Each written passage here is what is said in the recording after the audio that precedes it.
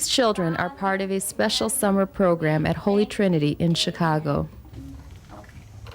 A preferred model of education by the deaf community, this class assimilates children with and without hearing impairments. Who remembers, why is Vicky, Benicia's sister, going to the hospital? What for? This mode of education, called inclusion, has stimulated much debate on how we should educate our young in America. Notebook. Who wants to start off on the issue? Dr. Quentin Young, a noted physician and advocate for public health, moderates a panel of former students, parents, advocates, and professionals as they discuss issues related to inclusion. Accessibility, I think when we talk about that, we have to think of it in a very... My name is Charlotte Desjardins, and I'm with the Family Resource Center on Disabilities. We provide information and training on special education rights, as well as rights under the Rehabilitation Act. We also provide family support and transition services.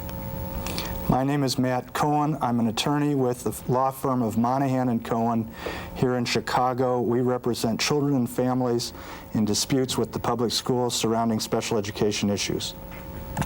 Hi, I'm Bev Johns, and I chair ISELA, the statewide Special Education Coalition. I also have the fortune to work as a practitioner in the field and have worked in the field for 25 years, supervising programs for children with learning disabilities and behavior disorders, and also supervising an alternative school for children with severe behavior problems known as the Garrison Alternative School. Dr. Alejandro Benavides, Superintendent of the Illinois Center for Rehabilitation and Education. I'm also on the board of directors for Illinois Fiesta Educativa. They're an agency that advocates for Latinos with disabilities and their families. I'm Bob Henderson, professor of special education and educational administration at the University of Illinois in Urbana. My name is Kate Kirby. I'm the executive director of the Hearing Organization, which is an advocating network with the deaf and hearing impaired. I do a lot of advocating special education, especially in the deaf children, in the public schools on the state of Illinois and National level. I'm Sharon Fragan from Northern Illinois University, and I'm most closely associated with the preparation of teachers to work with children and youth who have severe intellectual disabilities and multiple handicaps. And I'm very involved with families throughout the state of Illinois as they are trying to achieve the least restrictive environment for their children. My name is Kathleen Rose Winter, and I'm from the Chicago Mayor's Office for People with Disabilities. I'm a person with a disability. I was born with my disability, and therefore I was a child with a disability educated in the Chicago Public Schools. I've been an advocate for children with disabilities and people with disabilities and family with disabilities for the past 15 to 20 years. My name is Jim McGovern. I'm a surrogate parent for the Illinois State Board of Education. I'm with the Council for Disability Rights also. A surrogate parent is one who advocates for children who are wards of the state whose parents cannot be located. I am a person with a disability. I was born with my disability and went through the Chicago Public Schools as a student with a disability, and I have a daughter who also has a disability. Hello, I'm Linda Schaefer. I provide special education advocacy services to parents who are having difficulties with the special education process. I'm also the parent of a child who is now a young adult with a disability. And I'm Quentin Young of the Health and Medicine Policy Research Group. Greetings. Before this panel mixes it up, I'm going to ask Jim McGovern to give us a background on the topic we're addressing today. Thank you. In 1975, Congress passed the Education for All Handicapped Children's Act, which is commonly known to most of us back then as Public Law 94-142. There are provisions in that act to ensure that all children with disabilities, regardless of the nature and degree of the disability, receive a free, appropriate public education. And to ensure that, Congress has mandated that parents be equal partners in the process of educating their child with a disability, that each child have an IEP, which is an individualized education plan tailored to meet the needs of that child, that the child will be educated in the least restrictive environment, and that if there is a dispute between parents and the district, that there are procedural safeguards such as administrative due process hearings that the parent or the district have the right to initiate. Through the years, there have, since the passage of the Education for All Handicapped Children's Act, there have been a number of issues that have arisen. Hopefully this evening we'll be discussing some of those issues. One of them, which is a topic which is in the spotlight right now, is inclusion. And hopefully we will be touching on that this evening. And with that, Dr. Young, would you please? Thank you very much. And it's clear there's a lot of controversy, despite the obvious commitment to the Congress to the educational problems of those with disabilities. Let's take the one you highlighted, inclusion versus separateness. Would anybody here tell us how it looks to you? How would you state the problem of inclusion versus separateness? Whether you have those clients in the common classroom with non-disabled people or separate. I'd like to hear somebody tackle that one. Matt? I'd be happy to. The first issue is one of what we're talking about. And when Congress passed the law, as Jim indicated, in 1975, they mandated that children be served in the least restrictive environment. Many children who were given labels with various disabilities ended up being served in self-contained classrooms, separate schools, or even private schools. And the law has a very clear decision-making process. And that decision-making process requires that schools look at the child's ability to have success in the regular education environment before even considering the child being moved into some other setting. And if it's determined that the child cannot function successfully within the regular education environment without support, then the law obligates the schools to consider what supports might be provided to the child in order to allow them to participate successfully within the regular education environment. The law has been very successful in bringing children into education. When the law was passed, some children with disabilities weren't receiving any education at all. It is less clear, in fact, I think it is clear that the law has not been as successful in assuring that children are served in the least restrictive environment. And what is happening in many situations with children with disabilities is that by virtue of their label, by virtue of administrative convenience, by virtue of absence of resources or lack of commitment, children are placed in a setting that involves a concentration of children with disabilities because it is more economical or efficient to do so, rather than because the school district has gone through this decision-making process that I described. Well, it sounds like an indictment. Let's see if we can get some answers from some of the panelists who are dealing with it. Alejandro, I have to believe this is part of your responsibility, not what he complained about, but you have to oversee this process. Am I accurate in that? Yes. Well, right now it is a facility that is a little different than a private, or I'm sorry, than a public school. Let me talk about my public school experience, and both as an educator and an administrator, and pretty much concur that that is the situation. From a teacher and administrator, that's something that quite a few years ago you just accepted. What are the problems you see? What can we do? I think as we discuss the issue of inclusion, there are a lot of definitions of what it is. One of the issues that has come to the forefront, however, is a concept known as full inclusion.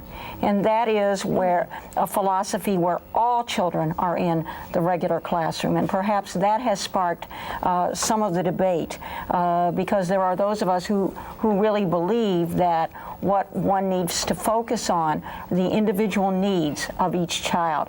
And we need to create more options for children rather than less options. And there are those sometimes who are advocating full inclusion, which would be all children in the regular classroom, which would then advocate a removal of some of the options. And what some of us are trying to do is say that yes, regular classroom is a very, very important option for a child, but at the same time, we need to create a whole range of options so that truly children's individual needs are met. I understand that the hearing impaired, by and large, prefer not to be included. Could you explain that to us and how it works out in real life? Yeah, that is true, because the situation where the teacher can be able to communicate in sign language, while in the regular classroom the teacher doesn't sign to the child, and there are limited numbers of interpreters sitting in the classroom, and the peer pressure is different from another side. The communication is really important in the community. So we really need to have the self-contained class, so everyone among each other can be able to learn in sign language and to communicate at that level. I agree with what Kate was saying about people need to, the hearing impaired community, there's a culture there and they need to be educated in an environment that's comfortable for them.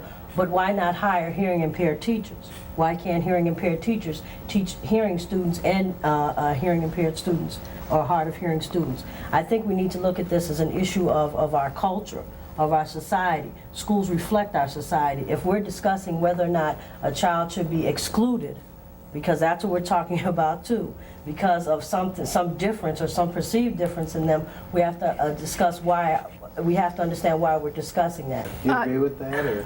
Well, I agree with Kathleen and Matt. Obviously, people that know me would clearly understand that. I have been perhaps on the forefront of what's been inclusion in the state of Illinois. And in trying to understand this, in 1992, the ARC, the Association for Retarded Citizens USA, conducted a study of inclusion across the United States. And we in Illinois had a ranking of 49th in the nation. That's our usual ranking. Right, in a number of things, isn't it? Yes, and only New Jersey was behind us in that. In addition to having that 49th ranking and receiving an F, we were put into the Hall of Shame, along with 4 other states. In trying to understand this, because I've been in Illinois a long time and a citizen, I've worked with many, many good people. Majority of the citizens in Illinois I find to be very caring people, and I don't like to get into arguments with teachers that I think are very good and have the best interest of children at heart. So in trying to look at this, I think what happened is Illinois actually was providing services before 94-142 was to be implemented. And they were one of the states, if not the state, to have the most services for the broadest range of students with disabilities. When the law came along, I think what we tried to do in Illinois was overlay what we already had on top of what the law was saying. Congress's intent was not just, should it be in the least restrictive environment, it was non-removal was their intent. If you look at what Senator Humphrey said, what Congressman Miller said, what Senator Stafford said, it was clearly non-removal, and you were to try every single child in their home school, in the general education environment, and that should be done with supports and aids sufficient to meet their needs. A big part of the law also that is talked about, that's never really talked about, is to the maximum extent appropriate, children are to interact on a daily basis with their peers who are non-disabled.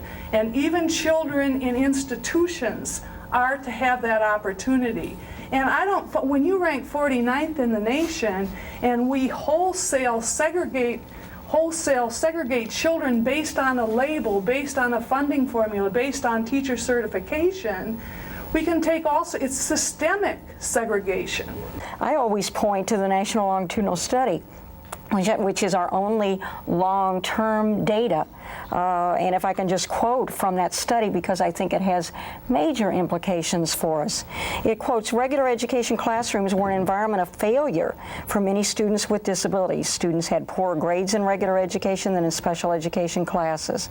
Placement decisions for students with disabilities need to recognize that regular education high school classrooms are not hospitable environments for many students with learning problems. The extensive efforts nationally to reform them is testimony to their shortcomings.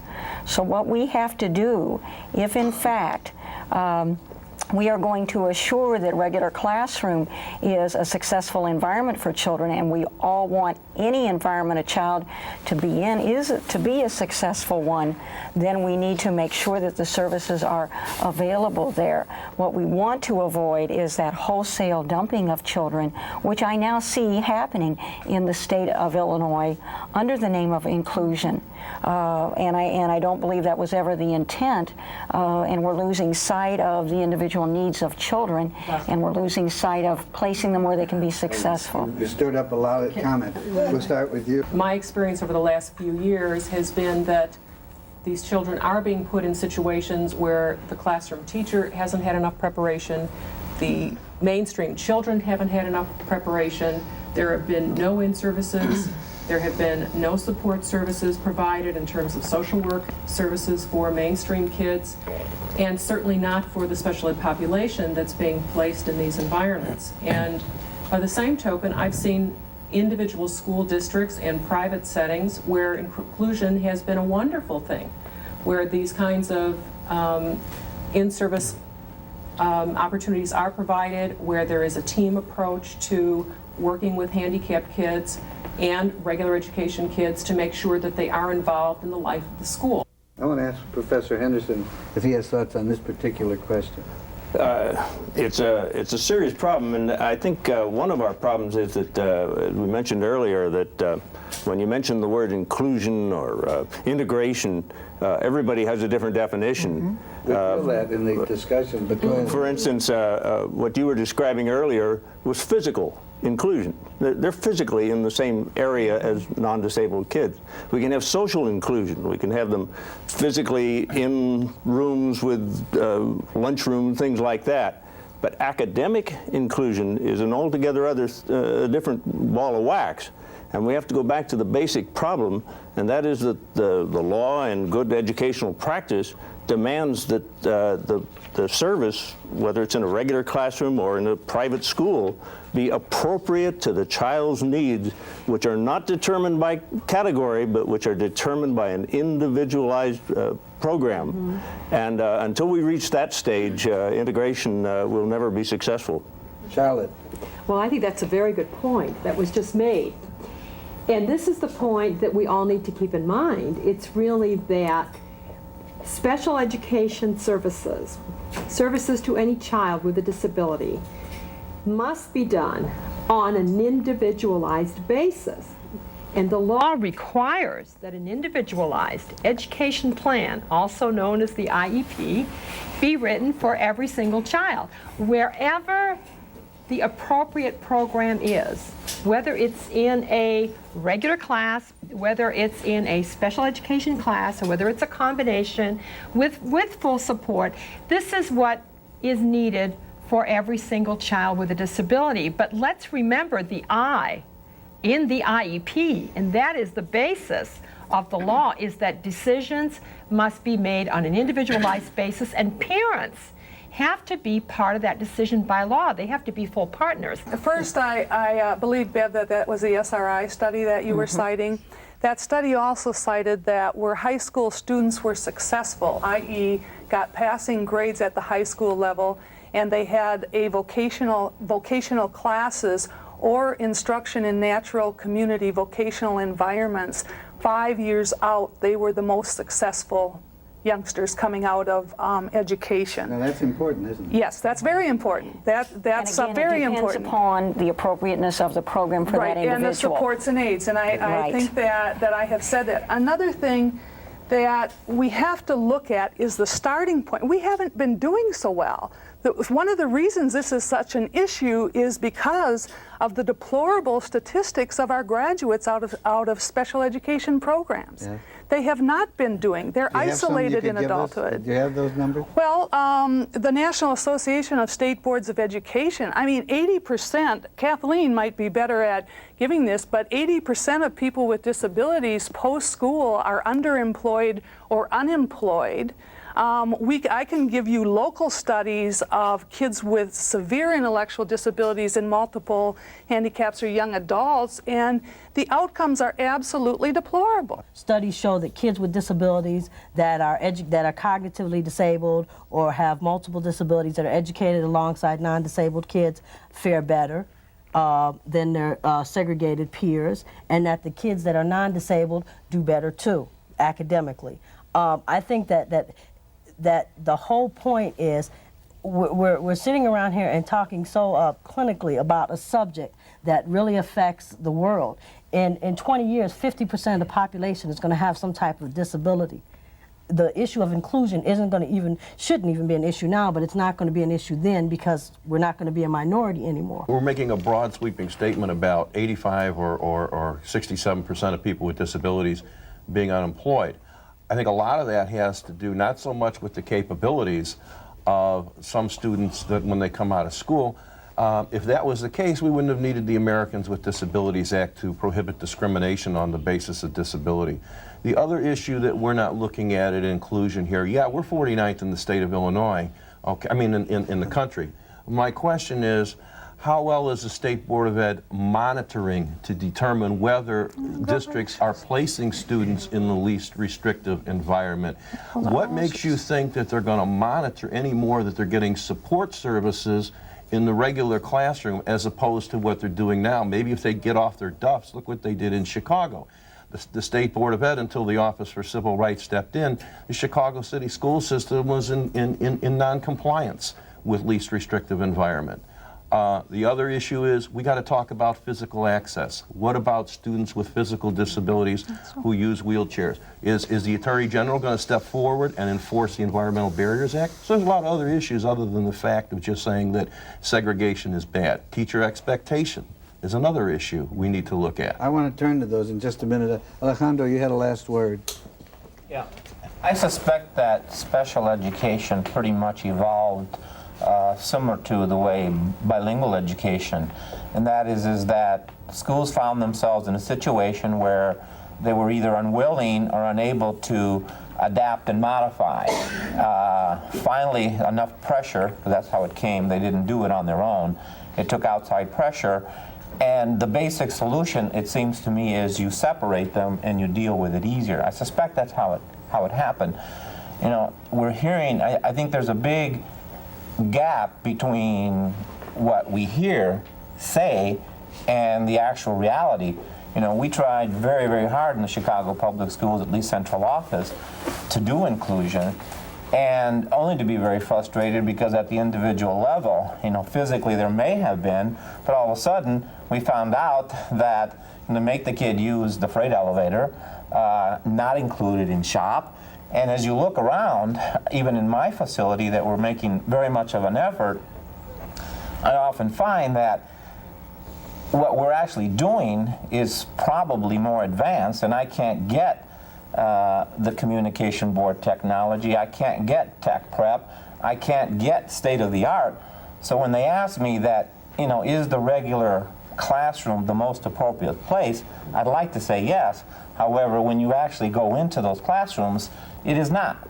Not to say that inclusion and going into the regular classroom is not the way to go, but what I'm saying that between philosophy and the kid actually going in there and getting the program, and I'll be damned if I am going to allow a kid's life to be wasted away because it makes somebody feel good. If I have to put segregated, though. I mean, we shouldn't put children in a position where they're suffering because the system doesn't know what to do. True, but I'm stuck in 1969, there was a man walking on the moon, and I lived across the street from a public school with one step in front of it. I couldn't go to that public school because of that one step. Mind you, there was a man walking on the moon.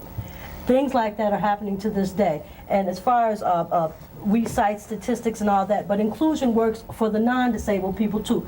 People with disabilities aren't being hired because of the prejudices other people have, because they didn't grow up alongside disabled kids. They didn't have them in their schools. So that's why inclusion is important. Right. You know, I agree with everything. It sounds like we're all agreeing on a basic point here, that kids with disabilities deserve an appropriate education in an environment that is best for them. But we cannot punish them because the system does not know how to handle it, does not know what to do. And for young children, segregation is actually toxic.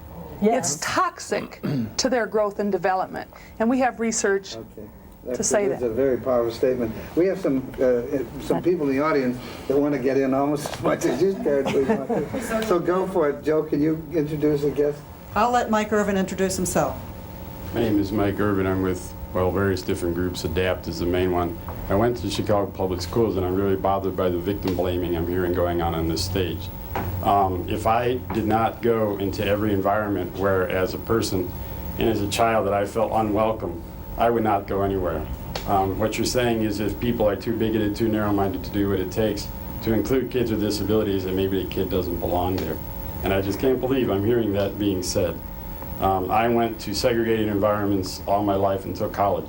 I went to high school at the school that you are now superintendent of. That segregation absolutely did no good for me. There was nothing good about it. Segregation is bad no matter how you cut it, and we have to do whatever it takes, and we can't just pull kids out of school and say, well, you're not welcome, so maybe it's your fault, maybe you should be somewhere else. The reason why we've gotten anywhere is because when people don't respect us, we make them respect us, and we stay there until they do. Okay, somebody else? Is there another comment in the audience? Yes, Renee Luna. Yeah, my name is Renee Luna. I'm Education Advocacy Coordinator at Access Living, also a member of ADAPT and a few other groups. We see that there are economic interests here. People are trying to keep and maintain the system that's segregating people for their own benefit. Could you be more specific? Well, for example, some of the private segregated schools that exist that receive federal funding. Recently, there was a complaint filed against them, both at the Chicago Public Schools and the State Board of Ed, because there were violations and abuses of children's rights in the private segregated schools. So let's not fool ourselves thinking that we're going to be better treated in segregated settings. That's just not true. Abuse takes place there, and the bad thing is that there's no one there to monitor it because it is segregated. I'm the layman here. You mean a school that's for disabled only? Is that yes, the Thank segregated. you. Go ahead. The segregated non-public schools that exist have recently found to be in violation of. We heard it's toxic a minute ago. That's right. That's what Sharon talked about. So I think that's a big issue that we need to consider here. That we cannot be judging these things based on a system that segregates and that it maintains a system of profit for certain people, certain special interest. At least one person has said that inclusion is literally impossible without accessibility. Who wants to start off on the issue?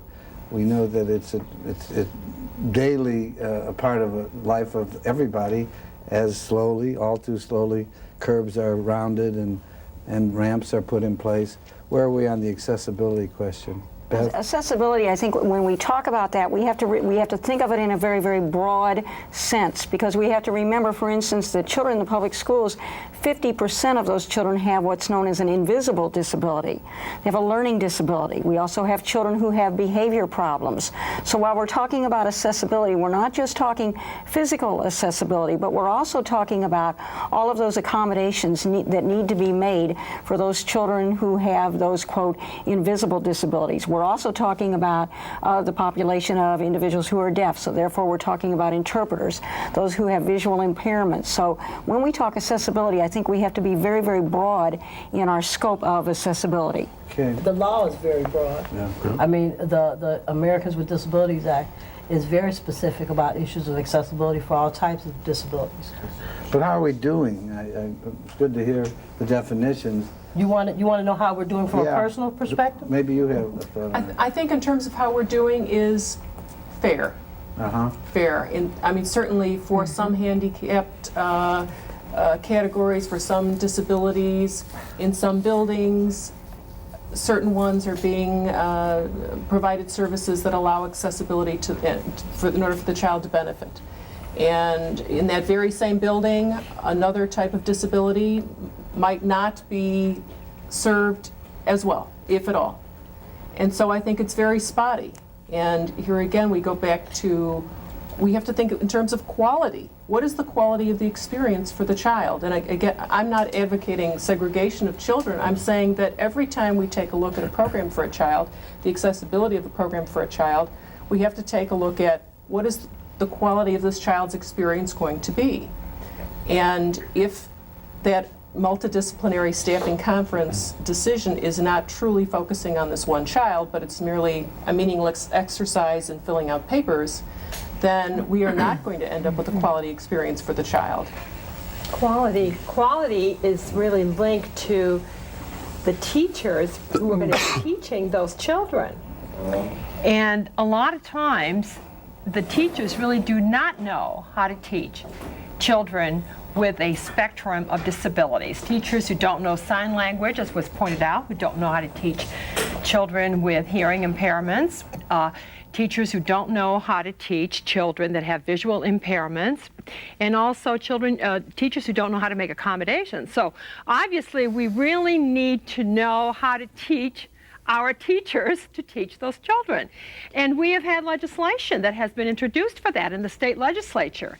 And yet there has been a lot of opposition to that legislation, to House Bill 3825, for instance, that just died in our state legislature because there was not enough support for it, and there was a lot of opposition. It was going to provide in-service training. In other words, teachers who are already there, who are already teaching in regular classes, specifically so that they would know how to teach the children with disabilities that are coming into their classes every day, so they would know how to teach them. And yet there was a lot of opposition from people that you would suppose would be backing that legislation, which was people who were supporting inclusion. So I don't understand why there was opposition to this, because as all of our leaders have said, at the national level, through Dr. Tom here, who is with the Office of Special Education Programs, and also Judith Newman, who is the head of the Office of Special Education and Rehabilitative Services, and also people at the state level who are saying, teachers need to be trained, we need to have good teachers, and as everybody here has agreed, we need to have support for the students with disabilities in our regular classes. Well, for that, they all need to know what they're doing. Matt, and then Alejandro. What is clear is that the law has required that schools consider the least restrictive environment since 1975. What is now happening is that a variety of bills are being introduced into the legislature, ostensibly to protect children with disabilities, when the law already provides protection that requires training of teachers, when the law already requires individualized decision-making, when the law already requires that schools provide due process safeguards that allow parents to dispute placement decisions by school districts. And Charlotte, I think, and I, with all due respect, I think it's somewhat disingenuous to fault people who are supporting inclusion for raising concerns about that type of legislation, because in fact the federal law has since 1975 required school districts to provide training programs on best practices, including things like how to serve children with disabilities in regular education. And in fact, the federal law since 1975 has specifically mandated that regular education teachers receive instruction on working with children with disabilities. I think your comment really goes to a more difficult problem. And I think it's a sadness that what has happened in the dispute about inclusion is that legitimate fears, and I think they are legitimate fears, about children with disabilities being placed into regular education environments without support have become translated into opposition to the notion of inclusion per se. I don't think that inclusion, as I understand it from people who are proponents of inclusion, as I understand it from myself, would countenance children with disabilities being placed in a regular education environment without adequate support or without without adequate training. The laws that exist already has provisions which describe the obligations of schools to meet that responsibility. The problem is not with the statutes. The problem is with the unwillingness of schools to implement those training procedures, to implement the provision of supports, and to reverse this decision-making process so that we focus on the regular education environment first and only consider more restrictive settings as a last resort. Well, I think that that's what that law was meant to do, because it was a state law meant to facilitate the implementation of our federal law, right, for those teachers that are there now. Okay, Alejandro, and then we'll turn here. Back to when you had started this particular series and talked about inclusion and accessibility and asked about it, and at least in my impression and from experience, it's pretty simple that you cannot have inclusion without accessibility. Cut it how you want. And that's what I was arguing, is that we want to do it, but the accessibility is not there. Yeah. And we have to raise it at saying, hey, we want to, however.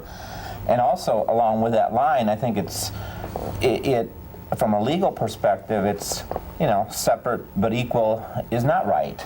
And in essence, to continue the separate but equal, not legal. All right, Sharon. I want to say something about the inclusion, about the law. Back in 1975, I understand the law became effective for each restrictive requirement. Unfortunately, the subpopulation across the country will not be able to give them support to update about this. And the people in the legislature are all hearing. Not one subpopulation are involved and able to express their feelings. And unfortunately, we were being stuck out and being in the dark a long time. We cannot speak out for years. So at this point, that inclusion is getting worse. And I'm really worried about our children. My children have never been placed in the public school here. I have raised in the public school myself, and I've been here all my life, and I do not want to see my children to go through the same thing that I did. So I placed my children in the private school here in Chicago, where they have a special program where they mainstream my kids, but they require all teachers in the classroom to learn sign language. And that is where I can feel confident where I can put my children there. And my both kids did not graduate from ICU here. They graduated from Washington, D.C., because that's the best placement for them. And my son just graduated a couple of weeks ago, and he was mainstream in one of the top schools in D.C. At the same time, able to get into the classroom in the sub program.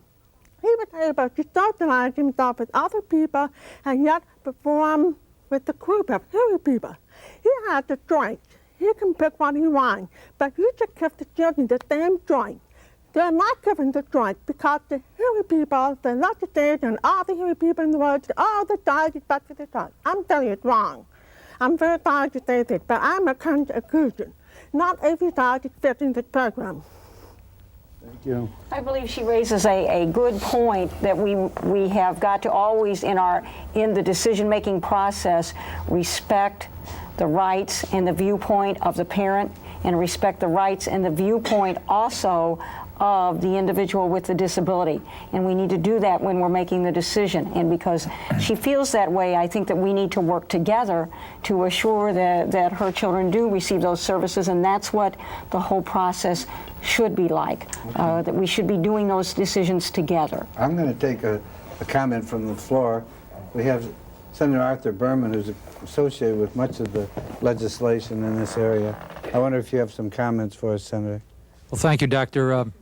I'm finding this very interesting. I sponsored the law that brought Illinois into conformity with the 1975 federal law. We passed that bill in 1979. And the debate that we're having today is the debate that we had in 1979. Some of the words are new, but the feelings are very much the same. I think that when we analyze what is being said here today, we find some very, very important commonality. The needs of the child should be paramount. The services provided to that child should be responsive to the needs of that child.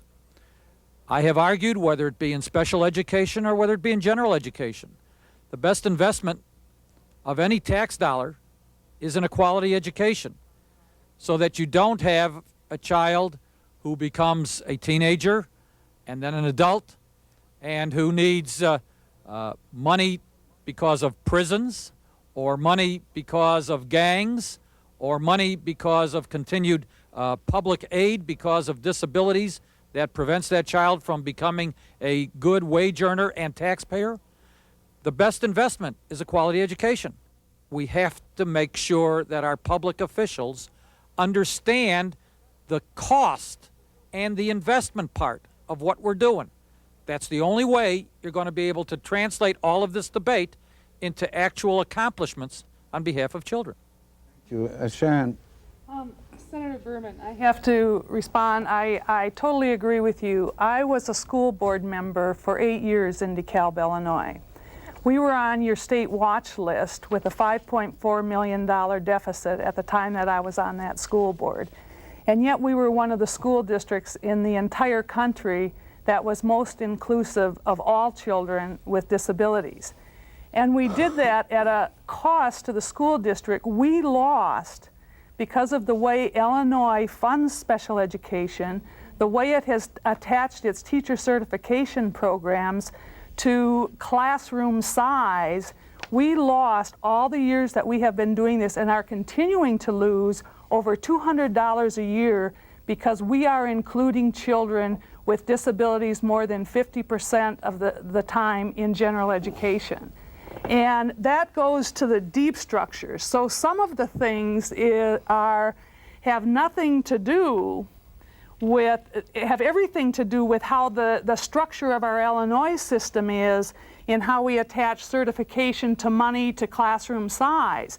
The children who are being included need no less services.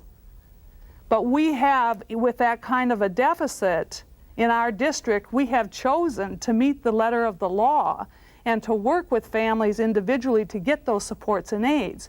We also have, as a result of that, the outcomes for our children with the most significant disabilities is that upon graduation for the last 7 years, every single one of them has been placed in supported employment in our community for no less than 25 hours a time. And that includes a young man who is deaf and blind and self-abusive, has Down syndrome, has cerebral palsy, and has profound mental retardation, and comes from a Spanish-speaking family. And all students that I'm talking about. So if there is, but our school district can't hang on, losing that money for year after year after year, especially in light of how school boards are going today. I see your law as a good law, but I see your regulations as being total disincentives to children attending the same schools as their brothers, sisters, and neighbors and friends would attend, and the same classes as their brothers, sisters, and neighbors and friends would attend. And that's where I think that we have to do a total restructure and look at how we can get families participating all together in the schools that their children with disabilities would attend if they didn't have a disability.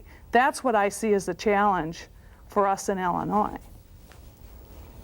Could I add a historical perspective here, being the senior member present? I started in this field back in the 1940s. In the 1940s, there was no special education, and we had total inclusion. As a regular classroom teacher, I had all kinds of kids. I guess we put labels on them today. Then we didn't even have the labels, but they were there. Then came the problem of having to include more children in the public schools. We couldn't exclude them. We couldn't send them to institutions. And so the public schools developed a program. But notice what we did. We developed a parallel program. It didn't hurt the public schools. It didn't hurt the regular classroom teacher to say, I can't work with Johnny, send him to special ed. So it was a nice, neat system. For administrators, it was beautiful. All you had to do was get the kid in the right slot, and you were all through. Well, we proved by a lot of research that didn't work, and there's some personal examples here today who've given testimony to that effect. But look what happens when you change the old system of a parallel system to what we're trying to get now, integration or inclusion. It's not a simple matter of just creating another system, which is relatively simple administratively. It's a systemic change. The whole system has to change. The superintendent, the principals, the Board of Education. And that's what's happened in DeKalb, and it's happened in other communities, and it's happened in segregated, or not segregated, but specific public schools, elementary, middle schools, and high schools. You can find them throughout the state, but it's the individuals there. And I think to get this systemic change, though, we come back to what Senator Berman said. About 30 years ago, one of my colleagues wrote a little article. It was titled, "Finance, without which there is no special education." And it was true then, and it's true today. And what's happened? The federal government gives us $1 for every 4 they promised. But let's take a look at our own state. What's happened to the personnel reimbursement in this state that was promised to you as a school board member? You went out and you spent the money. And then when you came back and said, now let's have our $8,000, oh, sorry, we've only got $6,200. Where do you get the rest of that money? It comes out of the local taxpayer, which means you rob the rich to pay the poor being, in this case, those students with disability, and as a result, the whole education system has to suffer.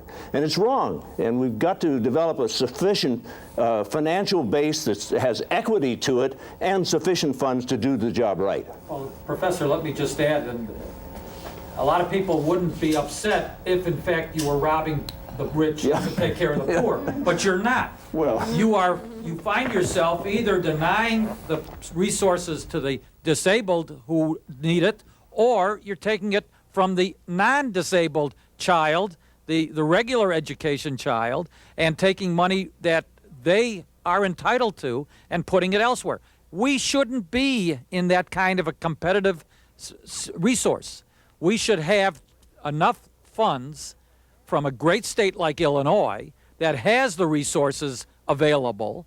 We should tap those resources so that the disabled and the non-disabled all get a quality education. We have failed to live up to that commitment. The point near the end of our time, I'd like to pick up on the last 2 comments, namely, let's talk about funding. Was that on your mind, Alejandro? No, just the population that's kind of been excluded from this inclusion discussion. Go ahead. Now, as we talk about this, one of the things that's very critical is that within special education, right or wrong, we have a lot of minority kids there. Many of them not placed there correctly, particularly African American children and Hispanic children. I believe that school districts didn't know what to do. It was a convenient dumping ground, and I literally mean a dumping ground. If we continue the segregated settings and not ever letting them go in, you have individuals that probably all their academic lives are going to be segregated, not because of a disability, but because somebody didn't really like that particular student. As we talked, one of the things that kind of, and I guess it reflects the organization that I also am aboard, is that kids that don't speak English are in special education, and they're physically included there, but in essence are completely locked out of any effective special education. So I guess I don't want us to forget about populations that are there, but nobody's talking about even appropriately including them into special ed, let alone going one more level over to And regular. one could add, they're not only there, but they're the growing part of our youth. There's another question or comment from the floor. Senator, I appreciate that you said 20 years ago the same conversation was going on. Whether legislation changes, if you don't address the true barrier, attitudinal, nothing's going to change. And while I'm excited that inclusion, non-inclusion, all this stuff, if we don't look at the needs, as I think Ms. Desjardins said, of the children, we're hurting our community. And the thing that I see that is most critical, whether a child is in a segregated school or the public school, now, not 6 months from now, families have to advocate, get educated how to advocate, and the professionals don't need to stack the room when that one parent goes in to address the needs of their children. because their children turn out to be us. And when we go into university systems, that the true barriers aren't only getting up a curb, but the attitude of the educator to accept and respect us as intelligent and competent individuals is the real obscenity of the situation. Integration hopefully will help stop attitudinal barriers. I've been in public schools. I once did a survey on a public school that was totally physically accessible. When it opened about 16 years ago, it was touted as the accessible school. I went to that accessible school to do a survey, and not one child in a wheelchair was there. It hit the newspapers. The principal of the school said, "We don't want your people here."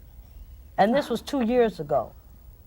So I think we're all very well aware that attitudinal barriers, do it. But the bottom line is that you've got to sit me next to Sharon, for Sharon to, get used to me.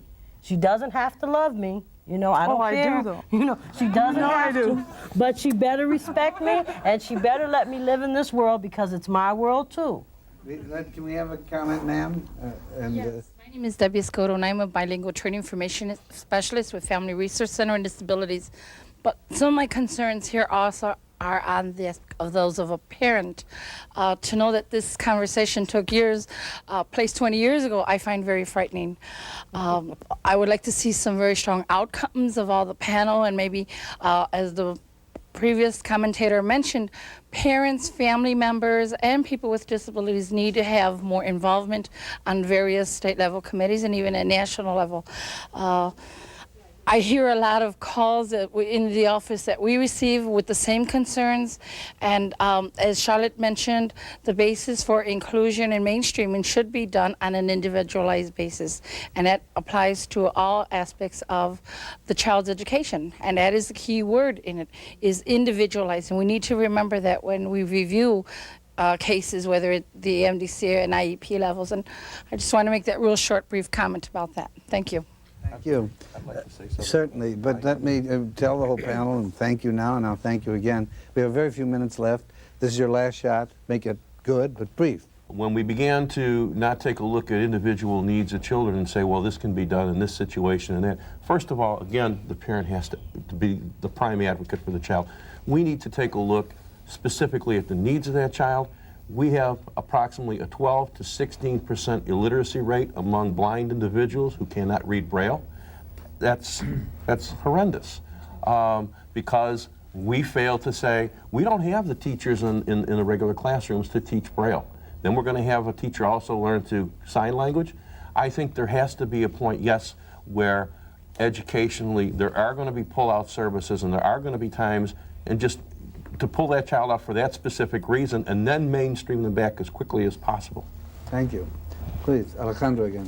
I guess I don't agree that the parent has the primary responsibility for advocating for their child. I feel that as a teacher and as an administrator, that's my job. I mean, that's what I'm paid to do. So, No. well, okay.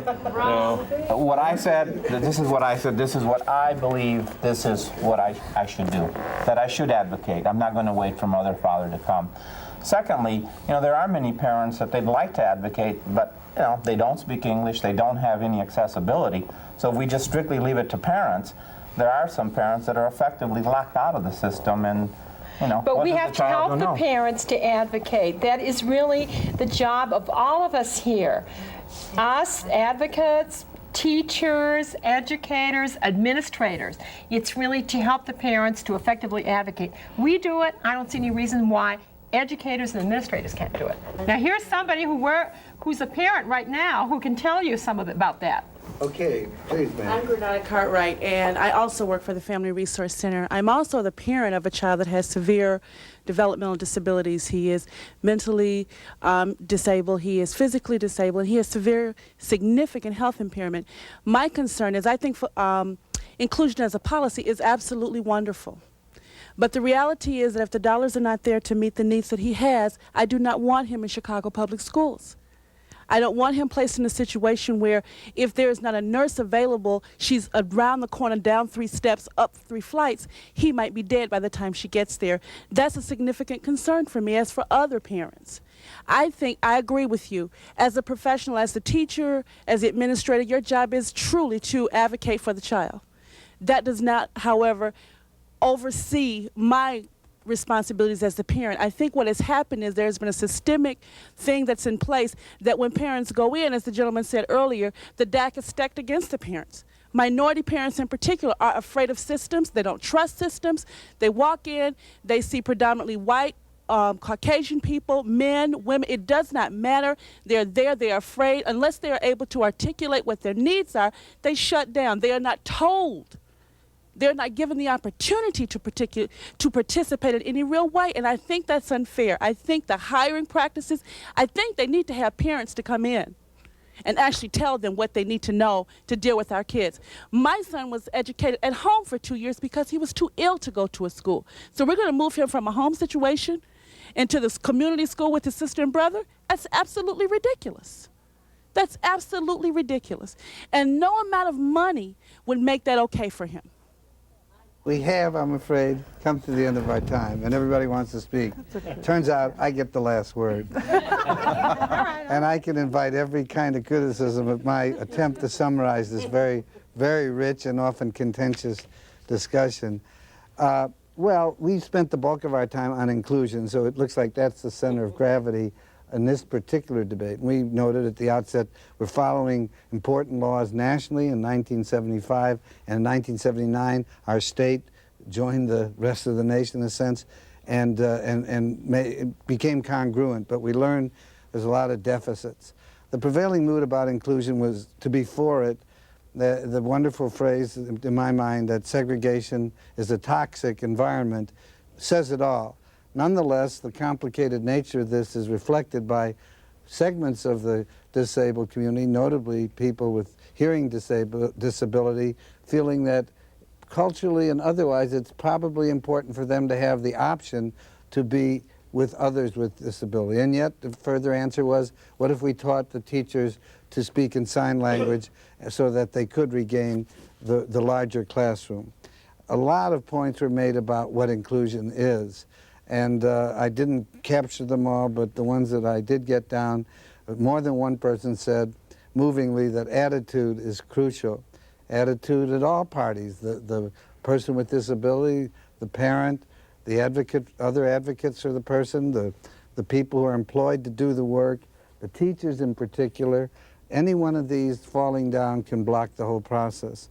We heard a lot about the need for resources and accessibility, and the need to prepare the environment, the need that the other students, you can't just do it, you have to have a learning process with the other students, and as I already mentioned, the teacher. The word advocacy repeatedly came out, and it strikes a note with me.